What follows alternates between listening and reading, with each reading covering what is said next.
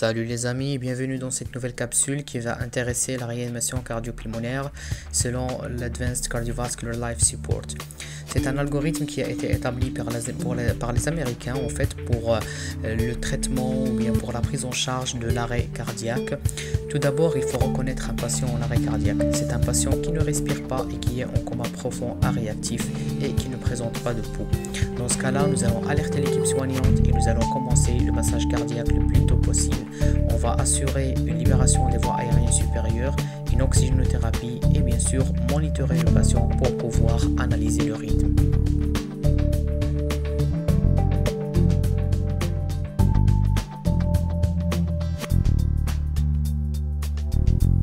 Après avoir monitoré le patient, on va analyser le rythme. Est-ce qu'il est choquable ou non choquable? S'il est non choquable, c'est-à-dire que le patient présente une asystolie ou bien une dissociation électromécanique, c'est-à-dire nous avons un tracé sur le moniteur mais le patient ne présente pas de pouls. Dans ce cas-là, nous allons procéder à une réanimation cardio-pulmonaire pendant 2 minutes. Ce sont des compressions au niveau du thorax, donc en médiothoracique, et il faut procéder à 30 compressions, puis 2 ventilations et ainsi de suite. Entre-temps, il faut prendre une voie veineuse périphérique et de passer l'adrénaline toutes les 3 à 5 minutes. Et bien sûr, il faut considérer les voies aériennes et une capnographie si disponible pour mesurer le CO2 expiré. Par la suite, nous allons analyser le rythme. Est-ce que le rythme est choquable ou non? Le rythme choquable, ça peut être une fibrillation ventriculaire, comme il est montré ici, ou bien ça peut être une tachycardie ventriculaire. Donc, le rythme est choquable, nous allons procéder au choc. Si le patient a un rythme non choquable, c'est-à-dire il est toujours en asystolie ou bien en dissociation électromécanique, on va reprocéder à la réanimation cardio-pulmonaire pendant 2 minutes et on va essayer de traiter les causes réversibles.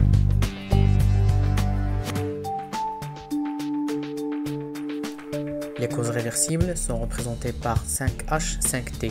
Nous avons l'hypovolémie, l'hypoxie ou l'hypoxémie, hydrogen ion access ou bien l'acidose, l'hypocalémie ou l'hypercalémie et l'hypothermie. Pour les 5T, nous avons la tamponnade, donc la tamponnade cardiaque ou bien la tamponnade péricardique. Il y a les causes toxiques, il y a tension pneumothorax ou bien le pneumothorax suffocant. Nous avons la thrombose de l'artère pulmonaire ou bien l'embolie pulmonaire et nous avons la thrombose coronaire ou bien le syndrome coronarien aigu. Par la suite, nous allons réanalyser le rythme. Si le patient revient à une circulation spontanée, return to spontaneous circulation, dans ce cas-là, nous allons procéder à la réanimation post-arrêt cardiaque. Dans notre cas de figure, si nous avons un rythme choquable, c'est-à-dire que le patient il est en fibrillation ventriculaire ou bien en tachycardie ventriculaire, dans ce cas-là, nous allons le choquer par un choc biphasique 120 à 200 joules et puis nous allons procéder à la réanimation cardio-pulmonaire pendant 2 minutes et bien sûr, entre-temps, il faut prendre une voie veineuse. Après, nous allons analyser le rythme. Si le rythme est toujours choquable, on va choquer 120 jusqu'à 200 joules. Puis nous allons procéder à la réanimation cardio-pulmonaire pendant 2 minutes et passer l'adrénaline toutes les 3 à 5 minutes et reconsidérer les voies aériennes supérieures et la capnographie.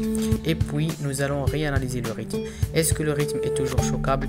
Oui, il est toujours choquable. Dans ce cas-là, on va choquer et puis nous allons continuer la réanimation cardio-pulmonaire et nous allons passer l'amiodarone ou bien le cordarone en IV et essayer de traiter les causes réversibles comme on vient de voir. Si le rythme est non choquable, c'est-à-dire que le patient est revenu à une circulation spontanée, dans ce cas-là, on va procéder à la réanimation post-arrêt.